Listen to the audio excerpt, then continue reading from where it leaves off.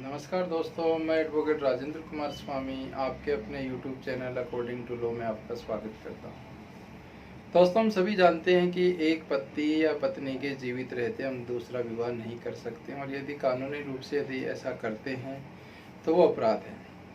तो आज के वीडियो में हम यही जानेंगे कि यदि बिना तलाक लिए कोई व्यक्ति दूसरा विवाह करता है तो उसके लिए क्या कानूनी प्रोसीजर है और क्या सज़ा है। यदि आपके आसपास में यदि किसी व्यक्ति ने ऐसा किया है या आप करने जा रहे हैं तो ये करने से पहले ये वीडियो आपके बड़े काम का है, तो आप भी देखें और उन लोगों के पास भी से शेयर करें। और दोस्तों, इसी तरह के वीडियो प्राप्त आप करना चाहते हैं, कानून की जानकारी लेना चाहते हैं और फ्री में कोई भी एडवाइस आपको चाहिए, लीगल हेल्प चाहिए, तो दिए गए कॉन्टैक्ट नंबर पर आप जो है मुझसे संपर्क कर सकते हैं।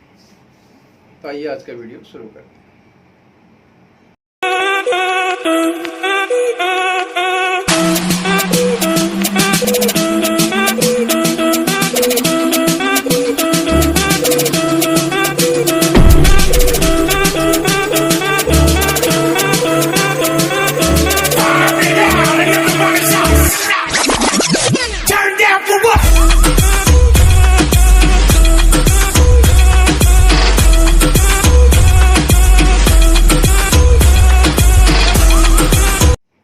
तो दोस्तों, पहले से यदि आपकी पति या पत्नी जीवित है और ऐसे में आप दूसरा विवाह करते हैं तो ये एक अपराध है। इंडियन पेनल कोड 494 में इसके लिए व्यवस्था दी गई है। उसमें कहा गया है कि पहले से यदि आपके पति या पत्नी जीवित हैं और आप उनके जीवन काल में दूसरा विवाह करते हैं तो वो विवाह शून्य होगा। ऐसे व्यक्ति को 7 साल की सज़ा और जुर्माने से दंडित किया जाएगा। यानी इसका मतलब ये हुआ कि पहले से ही आप शादीशुदा हैं, आपके पति या पत्नी जीवित है और उनके जीवित होते हुए भी आप दूसरी शादी कर रहे हैं तो ये लीगली नहीं है, इलीगल वर्क है। और कानूनी रूप से इंडियन पेनल कोड के सेक्शन 194 के अनुसार आपको 7 साल की सज़ा होगी और जुर्माना भी देना पड़ेगा। दोस्तों, इस तरह की एक्टिविटी आप ना करें। क्रिमिनल प्रोसीजर कोड में इस अपराध को असंज्ञेय और जमानती बताया गया है। यानी इस अपराध की प्रकृति बाकी अपराधों से अलग है। इसमें ये नहीं है कि आपने पुलिस स्टेशन में जाकर एफआईआर की तो आपकी एफआईआर दर्ज हो जाएगी या पुलिस आपको तुरंत जो है गिरफ्तार कर लेगी। ये परिस्थितियों पर निर्भर करता है। एक और ख़ास बात जो इस तरह के अपराध को कुछ खास बनाती है वो है इस तरह के अपराध के लिए प्रोसिक्यूशन का तरीका। यानी कौन व्यक्ति जो है इस तरह के अपराध में एफआईआर दर्ज करवाएगा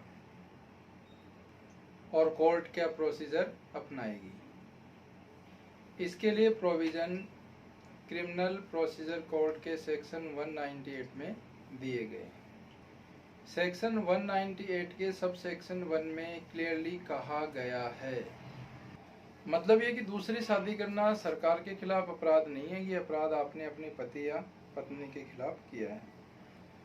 तो जब तक दूसरी शादी करने वाले पति या पत्नी के खिलाफ उसकी पति या पत्नी के द्वारा कोर्ट में इस तरह की कंप्लेंट नहीं की जाती है, एक्शन नहीं लिया जाता, तब तक कोर्ट भी उनके खिलाफ कुछ नहीं करेगा। तो इस तरह से दूसरी शादी करने वाले व्यक्ति की पति या पत्नी के द्वारा कोई कंप्लेंट कोर्ट में जब तक नहीं की जाती, कोर्ट के द्वारा भी किसी प्रकार का कोई एक्शन, कोई कॉग्निजेंस नहीं लिया जाएगा। तो मतलब साफ है कि यदि पति या पत्नी के द्वारा शिकायत नहीं की जाती है, उन दोनों में से किसी के द्वारा भी जब तक शिकायत नहीं की जाती है कोई एक्शन नहीं लिया जाएगा। लेकिन कुछ और परिस्थितियां इसके अपवाद भी हैं जिनमें पति पत्नी के अलावा दूसरे व्यक्ति भी शिकायत कर सकते हैं। वो कौन सी, आइए जानते हैं। पहली पत्नी नाबालिग, पागल या पर्दे में रहने वाली है, या फिर कोई व्यक्ति फौज में है और उसे छुट्टी नहीं मिल रही है तो उसकी तरफ से कोर्ट से परमिशन लेकर के कंप्लेंट की जा सकती है, वरना सामान्य परिस्थितियों में पति या पत्नी के द्वारा ही इस तरह की कंप्लेंट की जाती है। तो दोस्तों, परिस्थिति बिल्कुल साफ है, क्लियर है कि दूसरी शादी आप करते हैं और पहले पति या पत्नी को आपसे कोई शिकायत नहीं है तो आपको कोई सज़ा नहीं मिलेगी। यदि वो ऑब्जेक्शन करते हैं तो ही आपको सज़ा मिलेगी। आपने काफ़ी केस ऐसे देखे भी होंगे जिसमें एक व्यक्ति की 2 पत्नियां एक साथ रहती हैं, तो जब तक उनके बीच में आपसी सहमति है, किसी प्रकार का कोई सज़ा या कानूनी प्रावधान वहाँ पर लागू नहीं होता है। अब बायो गेमिंग से रिलेटेड कुछ सवाल यहाँ पर हम लेते हैं, कुछ ऐसे सवाल जो कि आपके दिमाग में आ सकते हैं कि यदि पहले से ही पति या पत्नी जीवित है। तो आइए कुछ और सवाल लेते हैं। जैसे मान लीजिए किसी का पति या पत्नी 7 साल से गायब है और किसी ने उसे देखा नहीं है, तो क्या वह पति या पत्नी दूसरी शादी कर सकते हैं? 7 साल से यदि पति और पत्नी गायब है तो कानून में उसे डेथ प्रिज्यूम कर लिया जाता है और ऐसे में वह पति या पत्नी दूसरी शादी कर सकते हैं, ये कोई अपराध नहीं होगा। या अगला हम क्वेश्चन लेते हैं। क्वेश्चन ये भी है कि मान लीजिए कोई शादी करने के लिए अपना धर्म परिवर्तन कर ले, मुस्लिम बन जाए, तो क्या ऐसे में वो शादी वैलिड है और उससे क्या कोई सज़ा होगी या नहीं?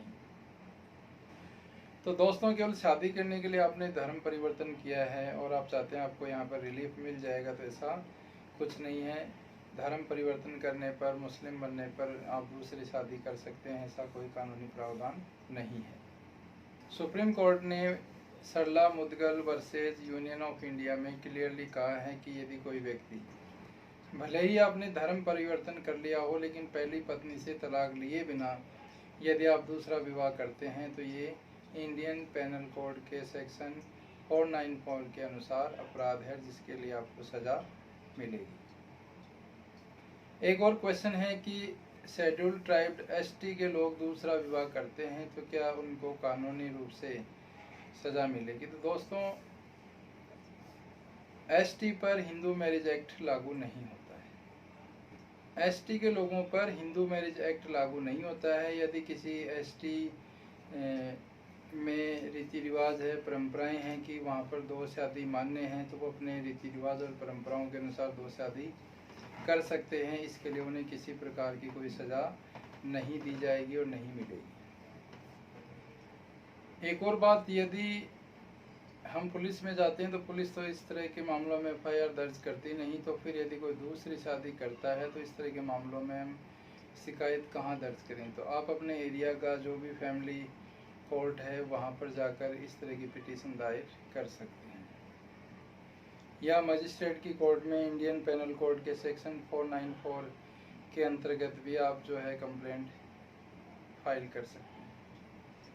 एक और बात यहाँ पर है कि यदि दूसरी शादी की और दूसरी शादी के बाद संतान उत्पन्न होती है तो वो संतान लीगल होगी या इलीगल? तो दोस्तों, दूसरी शादी इलीगल है, लेकिन यहाँ पर दूसरी शादी से जो भी संतान उत्पन्न हुई है वो लीगल है और उनको वो सारे कानूनी अधिकार मिलेंगे।